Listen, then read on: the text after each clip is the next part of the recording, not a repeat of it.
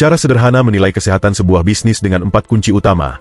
Bagaimana bisnis mengalokasikan modalnya, seberapa sulit bisnis itu ditiru, kemampuan menentukan harga, purchasing power, dan kestabilan pemasukan yang bisa diprediksi. Coba lihat sekitar. Dimanapun kamu berdiri pasti ada aktivitas usaha yang bergerak tanpa kita sadari. Dari warung kopi kecil yang jadi tempat langganan warga, tukang cukur yang selalu ramai di pojokan jalan, sampai aplikasi yang kamu buka setiap pagi untuk pesan ojek atau sekadar cek promo makan siang. Semua itu adalah bisnis yang punya nyawanya sendiri. Ada yang tumbuh pelan tapi stabil, ada yang meroket cepat, dan ada juga yang meredup tanpa meninggalkan jejak. Di titik ini sering timbul pertanyaan sederhana. Apa sebenarnya yang membuat sebuah usaha bisa bertahan lama, sementara usaha lain tenggelam sebelum sempat dikenal? Jawabannya bukan semata soal keuntungan besar. Banyak usaha terlihat ramai, tetapi tetap kesulitan berkembang karena tidak mengelola dasar-dasar pentingnya. Untuk memahami kesehatan sebuah bisnis, ada beberapa cara pandang yang bisa dipakai siapapun, tanpa harus punya gelar tinggi dalam ekonomi. Anggap saja ini seperti mengganti cara kita membaca situasi, dari yang biasanya fokus ke ramai atau tidaknya pelanggan, menjadi lebih fokus ke fondasi apa yang mereka bangun di balik layar. Hal pertama yang sangat krusial adalah cara bisnis tersebut memperlakukan uang yang masuk. Kalau bisnis diibaratkan sebagai pohon buah, uang dari hasil penjualan itu mirip hasil panen. Kalau semua panen langsung dihabiskan, pohonnya akan tetap kecil. Tapi kalau sebagian hasil panen dipakai untuk beli pupuk, memperluas tanah, atau menanam bibit baru, pohon itu akan tumbuh makin besar. Semakin besar pohonnya, semakin banyak buah yang keluar di musim berikutnya. Gambaran sederhananya begini, ada 2 kedai kopi yang sama-sama laris. Kedai pertama selalu menabung sebagian keuntungan untuk buka cabang baru, atau memperbaiki kualitas produknya. Kedai kedua memakai keuntungan untuk kebutuhan pribadi pemiliknya. Dalam beberapa tahun, arah 2 kedai ini akan berbeda jauh. Yang pertama bertumbuh, yang kedua berjalan di tempat. Dari sini terlihat bahwa alokasi modal bukan teori rumit, tetapi inti dari bagaimana sebuah bisnis dibangun. Selain cara sebuah bisnis menggunakan uangnya, ada hal penting lain yang menentukan apakah usaha itu mampu bertahan menghadapi perubahan zaman, seberapa sulit usaha tersebut ditiru oleh pesaing. Ibaratnya seperti benteng pertahanan. Semakin tinggi dan kokoh bentengnya, semakin kecil peluang pesaing mampu menyalin atau menggeser posisi mereka. Sebaliknya, jika bentengnya rendah, bisnis itu mudah disalip pihak lain yang menawarkan hal serupa. Dalam dunia nyata, kecepatan sebuah ide ditiru itu luar biasa. Misalnya kamu buka usaha makanan dengan resep keluarga yang rasanya unik. Dalam waktu singkat bisa muncul usaha serupa di sekitar yang menawarkan menu hampir sama. Jika pelanggan tidak melihat perbedaan yang jelas, loyalitas mereka mudah goyah.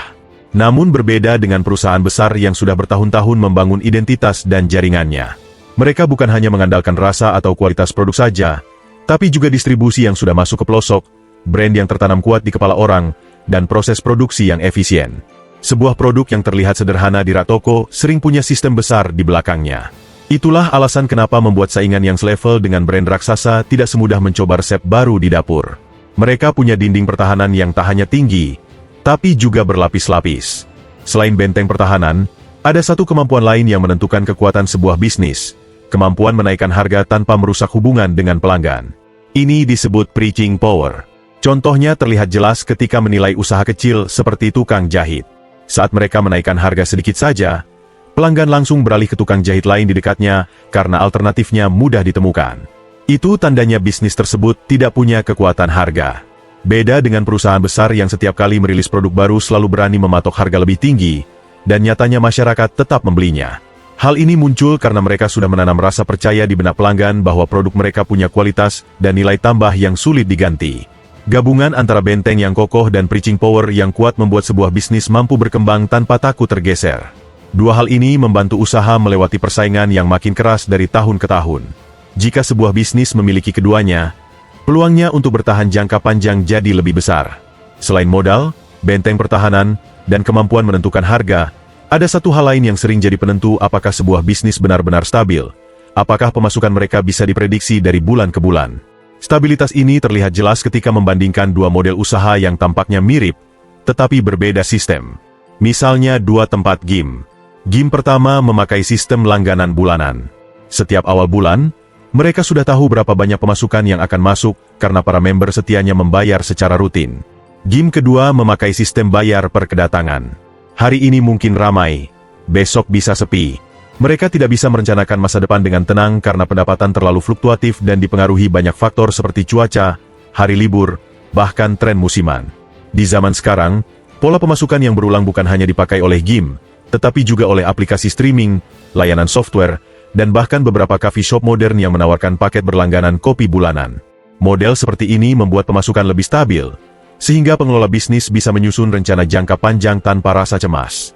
Mereka bisa memperkirakan kapan harus investasi alat baru, menambah karyawan, memperluas cabang, atau meningkatkan kualitas layanan.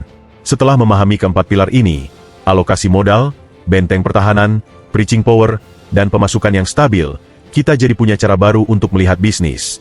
Pemahaman ini tidak hanya untuk investor atau pengusaha besar. Saat kamu ingin membangun usaha kecil, insight ini membantu kamu menentukan pondasi awal apa yang harus disiapkan agar tidak tersesat.